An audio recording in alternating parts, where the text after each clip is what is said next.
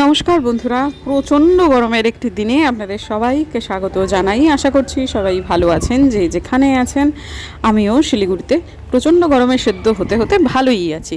তার মানে এখন আপনারা যার ভয়েস শুনছেন সে কিন্তু সেদ্ধ হয়ে যাওয়া ঝিনুক, একেবারে কাঁচা ঝিনুক নয়।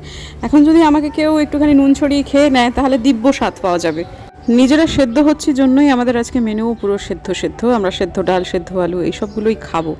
কি আর করা যাবে বলুন। তো যাই হোক, যাদের বাইরে এর মধ্যেও বেরোতেই হচ্ছে, তাদের মধ্যে একজন এই আমাদের উত্তম, আর এক হচ্ছে আমাদের এই মিনা মাসি। তাদেরকে কাজে আসতেই হবে, শীত গ্রীষ্ম বর্ষা আবহাওয়ার উপর তো কারোর জোর নেই।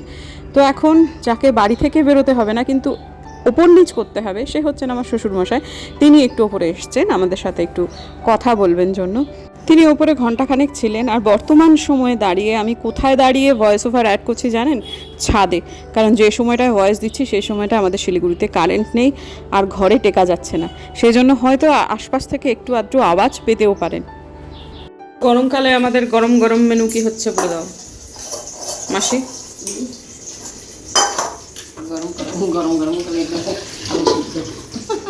বলো। গরমকালে আলু সিদ্ধ, হ্যাঁ, পটল ভাজা, ডাল সিদ্ধ, ডাল সিদ্ধ, আর আর ভেন্ডি পোস্ত। ভেন্ডি পোস্ত। আর আর আমাদের কিছু আর কি খাওয়ার ইচ্ছা নেই সত্যি কথা। ডাল সেদ্ধ, আলু সেদ্ধ, বেগুন ভাজা, সরি পটল ভাজা, আর ঢ্যাঁড়স পোস্ত। এই আর ভালো লাগছে না। তুমি করেছো মাসি? করনি? না বন্ধ করে রেখে দাও।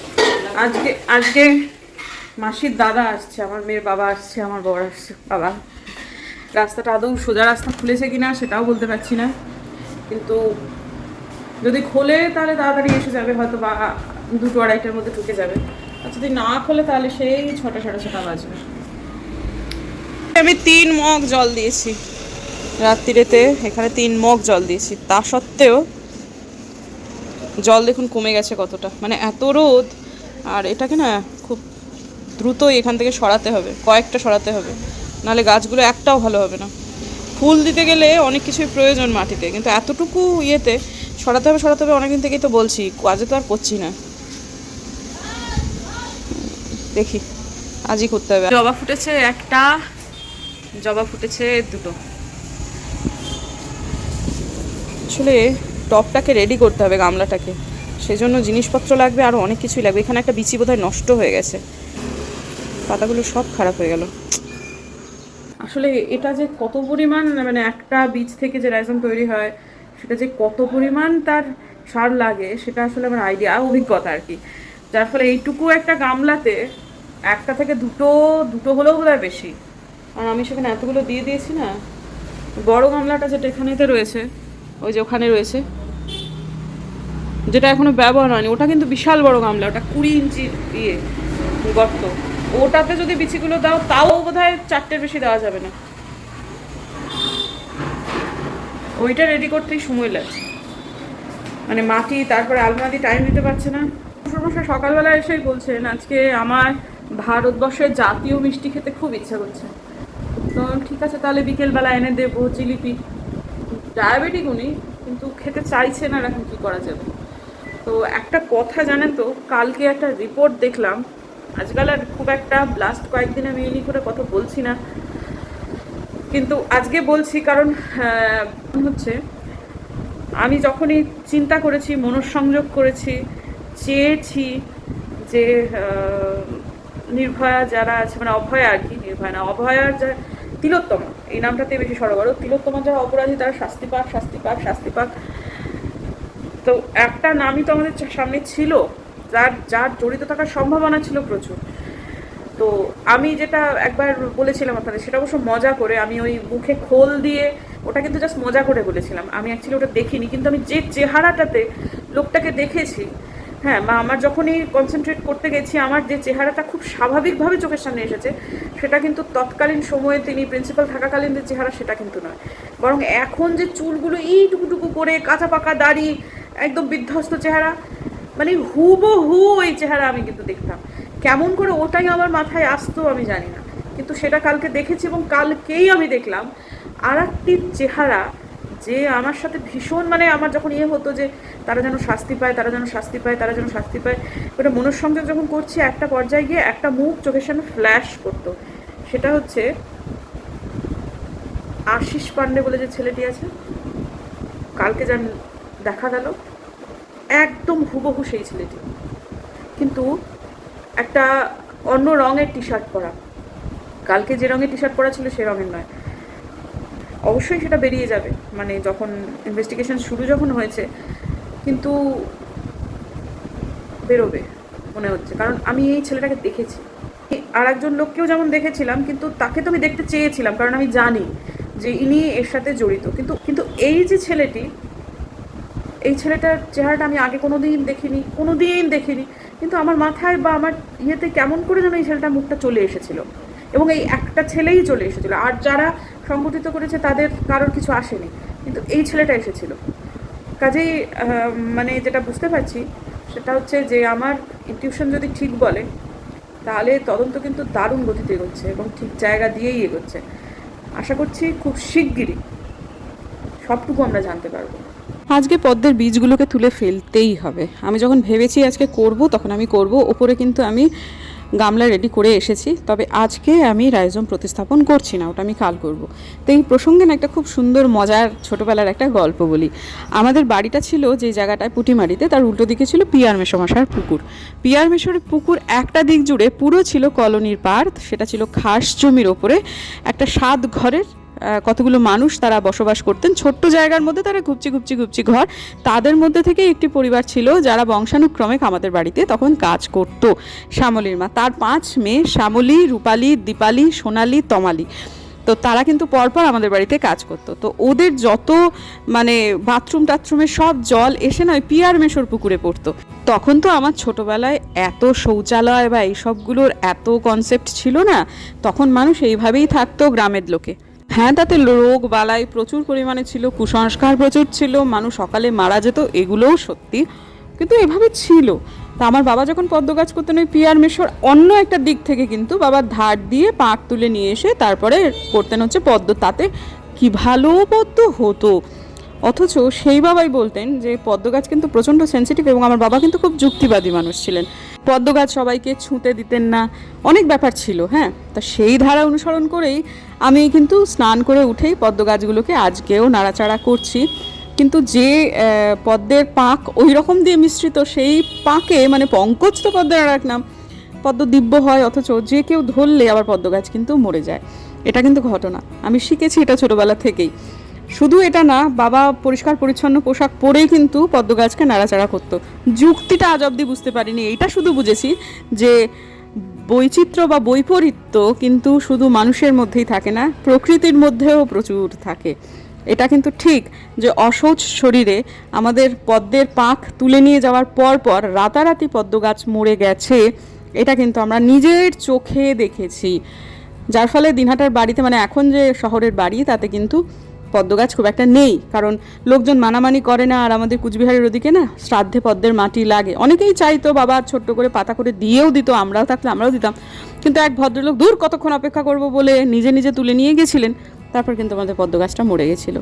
তো যাই হোক, আপাতত অনেক ছোটোবেলার গল্প হলো, দেখতে দেখতে দেখুন সন্ধেও লেগে গেল, এবং আজকে কিন্তু আমার ব্লগটা শেষ হবে না বন্ধুরা, কারণ বাড়িতে বোধিসত্ত্ববাবু এসেছেন, তিনি একটু যেমন আমার ক্লাসও নেবেন।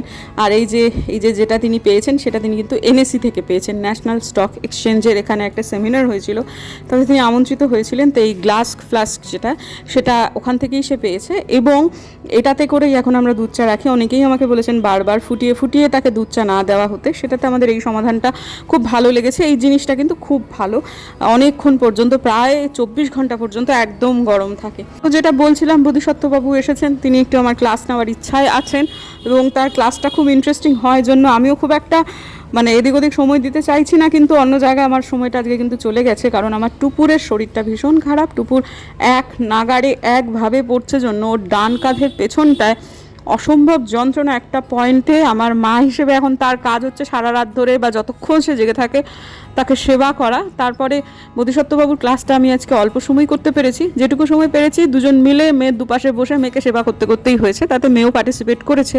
সেই সময়টা কিন্তু আজকে ব্লগের আওতার বাইরে ছিল। তো আজকে ডিনারে তাকে করে দিচ্ছি পাস্তা, একটাই কারণে, সেটা হচ্ছে এর মাঝখানে একদিন পরীক্ষা ছিল, ইংরেজি পরীক্ষা, সেখানে ফেরত এসে পরে আমাকে বলেছিল মা আজকে আমি ভাত খাবো না, আজকে আমাকে একটু পাস্তা করে দাও। কিন্তু সে আগে যেহেতু বলে যায়নি তার জন্য রান্না হয়ে গেছিলো, আমি তাকে বকেছি, আমি বললাম না এরকম করলে তো হয় না, তুমি তো আগে ভাগে বলোনি বাবা পাস্তা খাবো, তো তোমার রান্না হয়েছে সেটা নষ্ট হবে। তা মুখটা একটু বেজার হয়েছিল, এমনিতে তো খুব একটা কথাবার্তা মুখে কথা কাটে না, তো সেদিনকে মনটা একটু খারাপই হলো আমার। তারপরে বলেছিলাম যে ঠিক আছে তোমাকে আমি রাত্রে করে দেবো, তো সে বলেছেন না থাক রাত্রে আর খেতে হবে না, তার একটু অভিমান হয়েছে। আমিও তাকে আর খুব বেশি একটা ওই সোজা বাংলা কথা তেলাইনি, হ্যাঁ হয়েছে রান্না হয়েছে যেটা সেটাই খাবে, সেটাই তো উচিত। তো যাই হোক আজকে যখন শরীরটা খারাপ তখন মনে হলো ঠিক আছে একটু করে দিই, কিন্তু পাস্তা মশলা দিয়ে করিনি, চিজ দিয়েছি আরও অনেক কিছুই দিয়েছি। যে পাস্তা রান্না তো অতি সহজ রান্না, যেটা আপনারা প্রত্যেকেই পারেন, সেহেতু কিছু দেখাচ্ছি না। আজকে আমার সন্ধেবেলায় সে অর্থে ব্লগ করার তেমন বিশেষ কিছু ছিল না, এগুলো তো প্রায়ই আমাদের বাড়িতে হয়েই থাকে। তো আজকে যেহেতু কন্টেন্ট ছোট হয়ে যাবে তাই জন্যই পাস্তা রান্নাটাই দেখালাম, সত্যি কথা হচ্ছে এটাই। তো এখন সকাল হয়ে গেছে, সকাল হয়ে যাওয়ার পর আমি ফনফনাইয়া হাঁটা শুরু করেছি। তো এখন অনেকটাই সকাল, এবং সকালবেলায় উঠে আমাদের সমস্ত যে বিছানার মাথার যে বালিশগুলো সেগুলো সব রোদে দেওয়া হয়েছে। আমার কিন্তু এখনও ওপরে ঘর ঝাড়াটা সে অর্থে শুরু হয়নি। আলপনাদি এবং মামন এরা কিন্তু আমাকে এখনও টাইম দেয়নি, এরা এখনও নিচেরটা ঝাড়ছে। আর আমার শ্বশুরমশাই জবে ওই কী বলে সবুজ রঙের পতাকা দেবেন যে হ্যাঁ এখন নিচে তিনি সন্তুষ্ট, তবে তারা ওপরে আসতে পারবে। তবে আমার ওপরে খুব একটা বেশি দিন লাগবে না, 2-3 দিনের মধ্যেই হয়ে যাবে। তো এদিকে বোধিসত্ত্ববাবু আবার নিজে নিজে রান্নাঘরে কি একটা যেন করছে, আমি কিন্তু তাকে চাটা সব কিছু বানিয়ে দিয়ে এলাম। তো তাকে একবার জিজ্ঞেস করলাম কী গো জলখাবারটা এখনই খাবে, এখন বাজে 6:45। তো সে বলে দিল যে না এখন খাবো না। তো খাবে না ভারী আমার বয়ে গেল, আর অত পারি না আজকাল আর সবাইকে তেলাতে। তো যাই হোক এই যে এখানে আমি জিজ্ঞেস করছি কী গো খাবে, বলো না। তো ঠিক আছে আমি আমার মতো করে হাঁটতে শুরু করে দিলাম। এই হাঁটতেও মোটামুটি আমার 40 মিনিট মতো সময় লাগবে, এদিক ওদিক সময় দিলে আমারই নিজেরই ক্ষতি। আর এত গরম পড়েছে না যে মানে উজিয়ে নিজের ঘাড়ে বিশেষ কাজকর্ম নিতেও আমার সত্যি ইচ্ছা করছে না। আর তারপরেতে টুপুর কালকে আমার এবং বুম্বা দাদার সেবাতে, মানে তার বাপ মায়ের সেবায়, সে কিন্তু আজকে আবার দিব্য চাঙ্গা হয়ে গেছে। এটা ওই একভাবে বসে বসে পড়ার জন্যই হয়েছে। আর তারপর যখন হাঁটা কমপ্লিট হলো তখন ঘেমে নিয়ে একসা, তখন আমার মনে হলো যে এই বাবা আমি তো ওই মেথি যেটা ভিজিয়েছিলাম রাত্রেবেলায় সেই জলটা তো খাইনি, তো সেই জলটা একটুখানি ফুটিয়ে নিলাম। এটা ফুটিয়ে নেওয়ার পরে তারপর মনে হলো যে এত গরম না আমি কোনো কিছুই খেতে পারি না জানেন তো, মানে সে চা বলুন কফি তো আমি খাই না, চা বলুন বা অন্য কিছু বলুন আমি গরম খেতে পারি না। তো এটা যখন ঠান্ডা করতে সময় লাগবে তখন ঠান্ডা করার সময়টা আর এদিক ওদিক না দিয়ে আমি বরং টুকটুক করে এইগুলোই করে ফেলি। এগুলো করতে মোটেই বেশি সময় লাগবে না, কিন্তু এটা করা হওয়ার আগেই মানে যখন আমি বাসন কোসন ধুচ্ছি তখনই প্রতিদেবতা বলে উঠে ধুতি প্লিজ একটু চা করে দাও না, দুধ চা। তো ঠিক আছে অসুবিধা নেই, কিন্তু যে কাপটাতে তাকে আমি চাটা দিলাম সেই কাপটায় কিন্তু অন্য সময় হলে আমি চা দেবো না। এবং এখন যে দুধ চা যতটা পরিমাণ বসাচ্ছি সারাদিনে কিন্তু এইটুকু চাই হবে, তার বেশি না। কারণ প্রথম কাপটা তাকে একটু বড় কাপ, তুলনামূলকভাবে একটু বড় কাপে দিচ্ছি, কারণ সকালবেলা উঠে ছোটো কাপ দেখলে সে খেপে যাবে।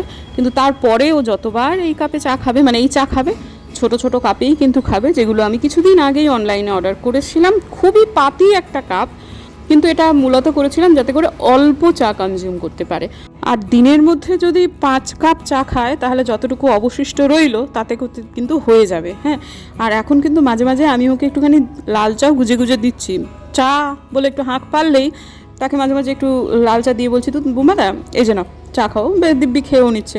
হ্যাঁ মাঝে মাঝে হয় কি জানেন, কাজের মধ্যে এমন মত্ত হয়ে থাকে কী যে খাচ্ছে সেটা বুঝতে পারে না, ওই ফাঁক বুঝে টুক মেরে ওই জিনিসটা করতে হয় তীর ছোড়ার মতো করে। তো যাই হোক এই যেটুকু দেখছেন তাতে কিন্তু সারা দিনই চলবে। হ্যাঁ আমি ততটুকু করেই চা দেবো। আজকে মিনামাসি আসার পর কিন্তু আর চা বানানো হবে না, আর নিচে আলপনা দিয়েও বানাবে না।